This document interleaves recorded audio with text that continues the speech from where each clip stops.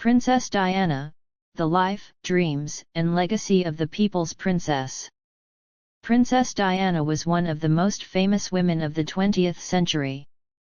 Her life seemed like a fairy tale from the outside: a young woman marrying into the British royal family, wearing beautiful dresses, meeting world leaders, and becoming one of the most photographed people on earth. But behind the glamorous photographs was a woman whose life contained happiness, loneliness, family struggles, public pressure, and an extraordinary desire to help other people. This is the story of Diana Frances Spencer, the woman who became known around the world as Princess Diana. Chapter 1: A girl named Diana. Diana Frances Spencer was born on July 1, 1961, in Norfolk, England, into the aristocratic Spencer family. The Spencer family had a long connection with the British royal family, so Diana grew up around people and places connected to Britain's upper class. However, her childhood was not always the perfect life people might imagine. Diana had two older sisters and a younger brother. She was particularly close to her siblings. When Diana was young, her parents' marriage broke down. The separation was deeply upsetting for the children, and Diana experienced the difficulties that can come when a family changes. Despite these challenges, Diana developed a gentle and caring personality. She was not known as someone who wanted enormous fame. In fact, before becoming a royal, she lived a relatively ordinary life compared with what would come later. She worked with children and enjoyed helping people. Nobody could have predicted that this quiet young woman would eventually become one of the most recognizable people in the world. Chapter 2: Meeting Prince Charles. In the late 1970s, Diana became acquainted with Prince Charles, the eldest son of Queen Elizabeth II and the heir to the British throne. Charles was older than Diana, and their relationship quickly attracted attention. At the time, the idea of a future king marrying was extremely important to the British public. Diana's young age, aristocratic background, and shy personality made her a fascinating figure to the media. Their relationship developed quickly. In February 1981, Charles and Diana announced their engagement. The world became fascinated by the young woman who was about to marry the future king. Diana's engagement ring became famous, and newspapers around the world published photographs of the couple. For Diana, however, the enormous attention was only the beginning. Chapter 3: The Royal Wedding. On July 29, 1981, Diana married Prince Charles at St. Paul's Cathedral in London. The wedding became a global event. Millions of people watched the ceremony on television, while enormous crowds gathered in London. Diana's wedding dress became one of the most famous dresses in modern history, and her appearance transformed her into an international celebrity almost overnight. She was now officially the Princess of Wales. To many people, the wedding looked like the beginning of a fairy tale. But royal life was much more complicated than the photographs suggested. Diana suddenly had to live under constant public attention. Every dress, every facial expression, every appearance, and every mistake could become newspaper headlines. She was still very young and had to learn how to survive inside one of the world's most famous families. Chapter 4: Becoming a Mother. Diana's life changed again when she became a mother. Her first son, Prince William, was born in 1982. 2 years later, in 1984, her second son, Prince Harry, was born. Motherhood became one of the most important parts of Diana's life. She wanted her children to experience the world beyond royal palaces. Diana took William and Harry on trips and tried to give them experiences that were as normal as possible. She wanted them to understand that not everyone lived the privileged life they had been born into.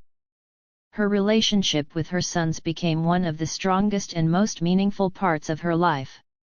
Diana was also determined to show affection toward them publicly, something that sometimes appeared different from the more formal traditions of the royal family. She hugged them, spoke openly with them, and tried to make them feel loved and supported. Chapter 5: The Pressure of Royal Life. Behind the scenes, Diana was struggling with the enormous pressure surrounding her. The media followed her everywhere. Photographers waited outside buildings, watched her movements, and photographed her whenever she appeared in public. The constant attention became exhausting. At the same time, her marriage was experiencing serious difficulties. The relationship between Diana and Charles became increasingly complicated, and their personal problems eventually became public knowledge. The media followed every development. Diana was no longer simply a princess. She had become a global celebrity. Her clothing choices were analyzed. Her friendships became headlines. Her family life became newspaper material. Even ordinary moments could become international news. Yet Diana gradually learned how to use her enormous public platform for something meaningful. Chapter 6: The Princess Who Wanted to Help. One of Diana's greatest achievements was her humanitarian work. She became involved with numerous charities and causes. She visited hospitals, schools, shelters, and organizations helping vulnerable people. Diana did not always keep a formal distance from the people she met. She often sat with patients, spoke directly to families, and listened to their stories. Her warmth made many people feel comfortable around her. She became especially associated with efforts to raise awareness about HIV/AIDS. During the 1980s, many people were frightened and misinformed about HIV and AIDS. Diana's public actions helped challenge fear and stigma. She also supported organizations working with homeless people, children, people with disabilities, and others facing difficult circumstances.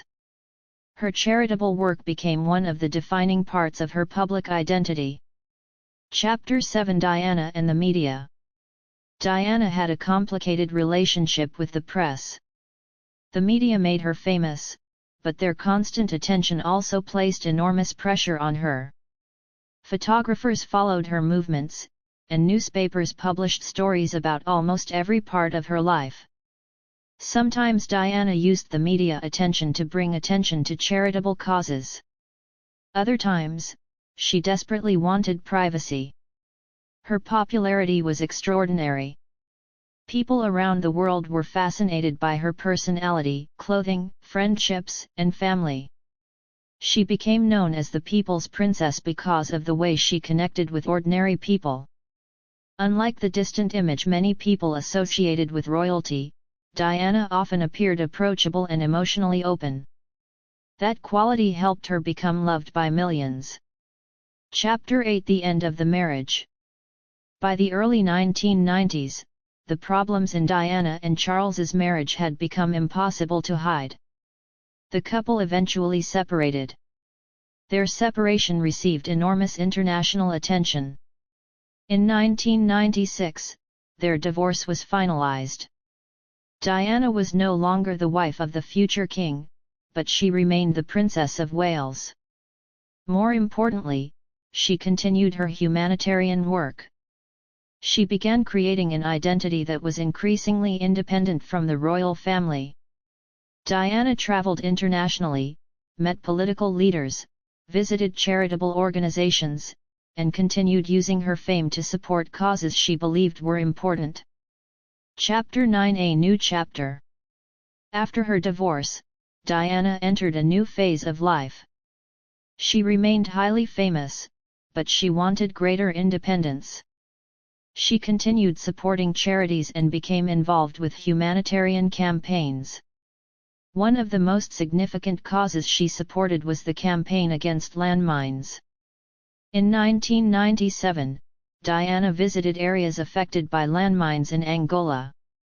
Her visit attracted worldwide attention and helped bring greater public awareness to the dangers of landmines. Her humanitarian work demonstrated that her role could extend far beyond royal ceremonies. She had become an influential public figure in her own right. Chapter 10: The Final Days. During the summer of 1997, Diana spent time traveling and visiting friends. She remained one of the most photographed people in the world. On August 31, 1997, Diana was involved in a car crash in Paris, France. She was taken to the hospital but died from her injuries. She was only 36 years old. The news shocked the world. Millions of people struggled to believe that the woman they had watched for years was suddenly gone. People gathered outside Buckingham Palace and Kensington Palace. Flowers covered the streets. Candles were lit. People cried openly in public places. The enormous response showed just how deeply Diana had affected people around the world. Chapter 11: The Funeral. Diana's funeral took place on September 6, 1997. The ceremony was watched by millions of people around the world. Her sons, William and Harry, walked behind her coffin with their father and other members of the royal family. The funeral became one of the most watched events of the century. Diana was buried at Althorpe, the Spencer family estate. For many people, her death marked the end of an era. But her story did not end there. Chapter 12: The Legacy of Princess Diana. Years after her death, Diana remained one of the most recognizable figures associated with the British royal family. Her sons grew older and continued their own public lives. Prince William and Prince Harry have both spoken publicly about their mother and the impact she had on them. Diana's humanitarian work also continued to inspire people. Her greatest legacy was perhaps the way she changed how many people thought about public service. She demonstrated that compassion,